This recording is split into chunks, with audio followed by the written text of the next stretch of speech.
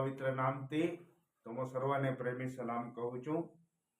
ફરીથી એકવાર આ અપર રૂમ અથવા ઉપરી મહેલીના બીજા ભાગમાં આવવા માટે પ્રભુએ મને કૃપા કરી। આઈએ આપણા આંખોને બંધ કરીને પ્રાર્થના કરીએ। સર્વશક્તિમાન ઈશ્વર પ્રભુ, આકાશ અને પૃથ્વીને ઉત્પન્ન કરનાર એકમાત્ર દેવ, ગયા અઠવાડિયામાં પણ તમે અમારી સાથે વાત કરી। આ અઠવાડિયામાં પણ પ્રભુ તમારા પવિત્ર આત્મા દ્વારા તમે અમને ચલાવો। જોનાર લોક આશીર્વદિત થાય,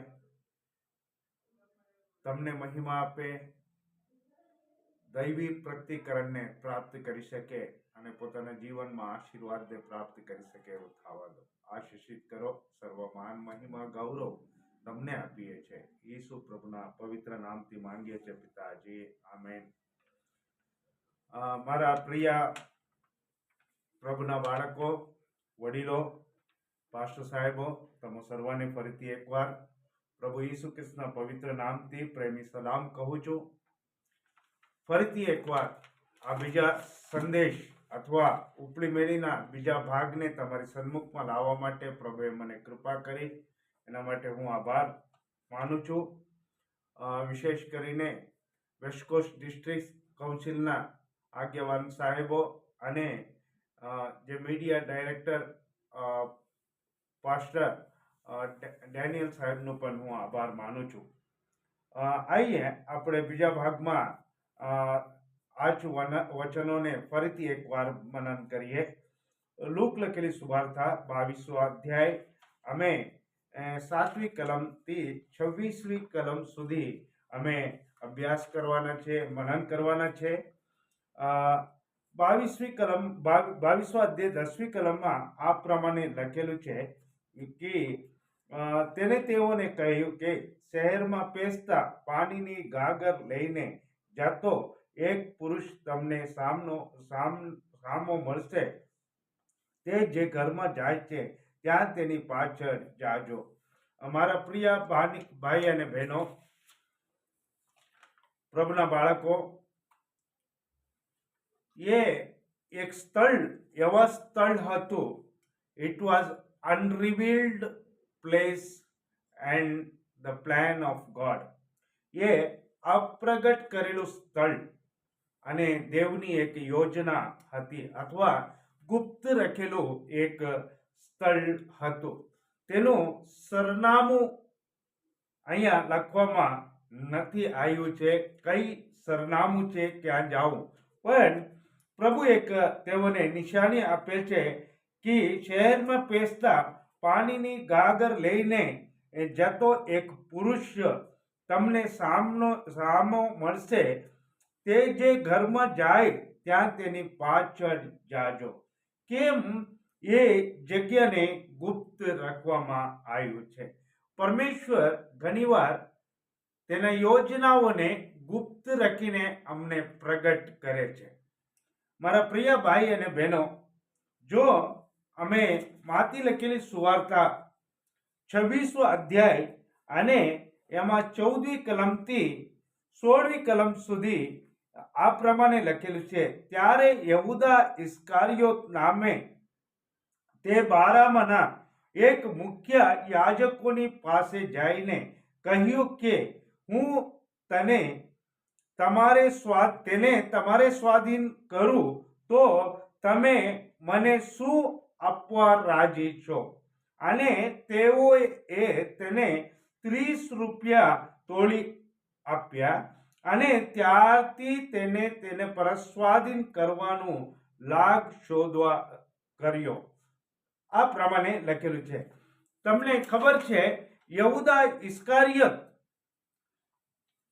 ઈસુને પરસ્વાધીન કરવા માટે તૈયારી કરતો હતો। એના લીધે પ્રભુ એ બાબતોને જાણીને તેને આ બાબતોમાં પ્રભુની ઈચ્છા જે છે તે બાબતોમાં અડચણરૂપ નહીં થાય, એટલા માટે એ જગ્યાને ગુપ્ત રાખવામાં આવ્યું। પ્રભુની ઈચ્છામાં કોઈ પણ પ્રકારનું રૂકાવટ આવવાનું શક્યતા હતી, એના લીધે તે ગુપ્ત રાખવામાં આવ્યું. કઈક બાબતોને તે સ્થાપિત કરવા માંગતા હતા.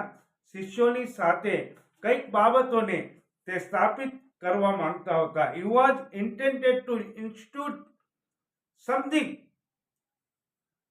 પર્સનલી, વેરી પર્સનલી, ગુપ્ત રીતે તે કંઈક કરવા માંગતા હતા. તે દેવનું ઈચ્છા હતી. અમે વાંચીએ તો શું ઈચ્છા હતી, અમે વાંચીએ તો 15મી કલમમાં આ પ્રમાણે લખેલું છે કે તેઓને કહ્યું કે મરણ શૈયા પહેલા આ પાસ્કા તમારી સાથે ખાવાનું મને ઘણી ઈચ્છા હતી.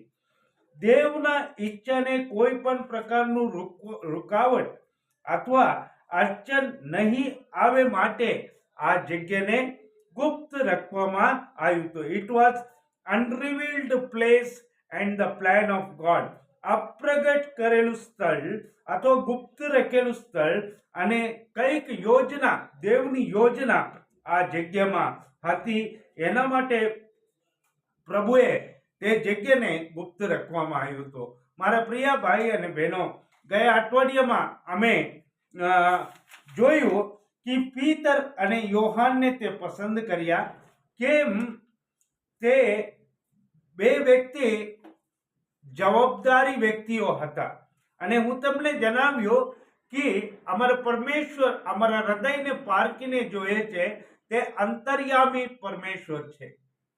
અને યહૂદા જે કંઈ કર્યું તે પણ તેને ખબર હતી, કેમ કે પ્રભુ ઈસુ તે સર્વવ્યાપી પરમેશ્વર પણ હતો.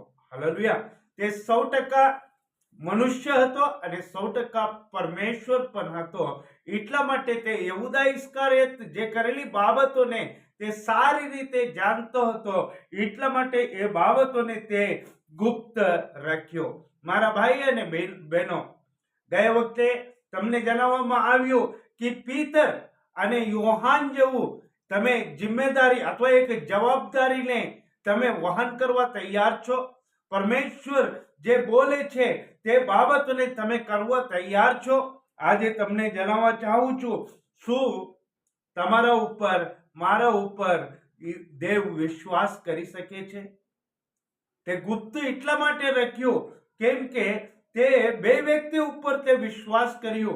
તમારા અને મારા ઉપર પરમેશ્વર વિશ્વાસ રાખી શકે છે? Can God trust you? Can you interest God? અથવા તમે તમારા જાતને પ્રભુના હાથમાં સોંપવા તમે તૈયાર છો?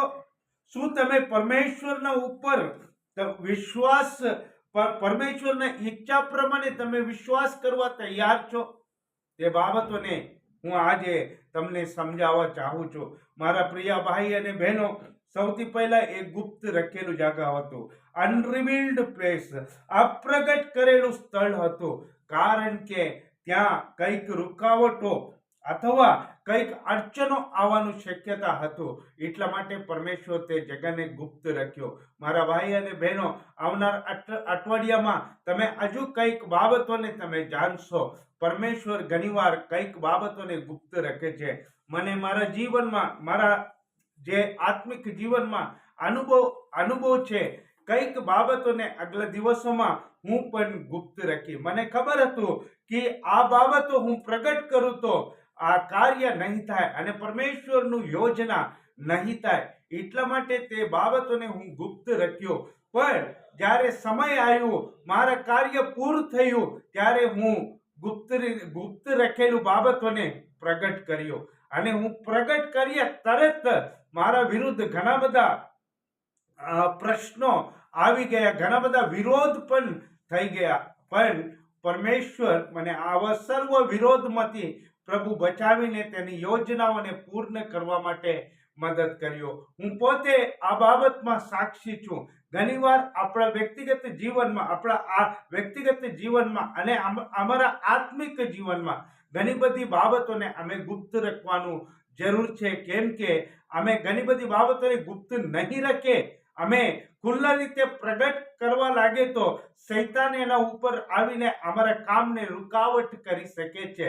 તો પ્રભુ ઈસુ આ બાબતોને સારી રીતે જાણતો હતો, એટલા માટે તે કઈક બાબતોને ગુપ્ત રાખ્યો. ત્યાં સરનામું નહોતું, તે કોઈ એડ્રેસ નહોતું, પણ તે લોકોને એક નિશાની આપ્યું. 10મી કલમમાં આપણે વાંચીએ છીએ, તેને કહ્યું કે શહેરમાં પેસતા પાણીની ગાગર લઈને જતો એક પુરુષ તમને સામો મળશે.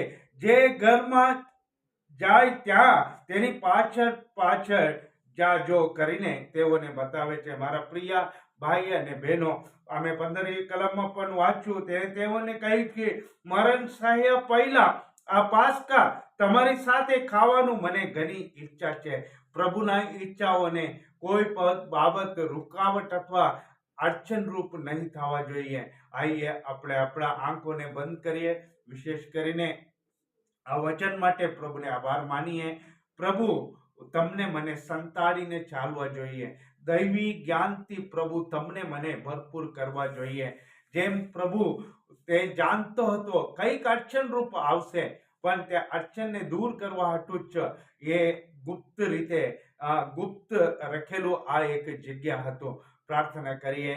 સર્વશક્તિમાન ઈશ્વર પ્રભુ, અમારા આત્મિક જીવનમાં, અમારા વ્યક્તિગત જીવનમાં ઘણીવાર પ્રભુ અમે કઈક બાબતોને ગુપ્ત રાખવાનું જરૂર છે, કારણ કે દેવની ઈચ્છા શું છે અમે જાણીને એના અંદર કોઈ પણ પ્રકારનું રૂકાવટ અથવા અડચણ નહીં આવવા જોઈએ. પ્રભુ આ વચન દ્વારા તમે દરેક લોકોને આશીર્વાદિત કરો, તમારા કૃપાથી ભરપૂર કરો. પ્રભુ આજે જોનાર સર્વ લોકોને સાથે તમે તેઓના હૃદયમાં તમે વાતચીત કરો. આજે કોઈનો લગ્ન દિવસ હોય કે જન્મ દિવસ હોય, તેઓને પણ આશીર્વાદિત કરો. જે લોકો બીમાર છે પ્રભુ, શરીરમાં કઈક પ્રકારનું વીકનેસ હોય, તેઓને તમે સાજાપણું આપો. તમારો હાથ લંબાવીને તેઓને આશીર્વાદિત કરો. પ્રભુ સર્વમાન મહિમા ગૌરવ તમને આપીએ છીએ. ઈસુ પ્રભુના પવિત્ર નામથી માંગીએ છીએ પિતાજી, આમેન.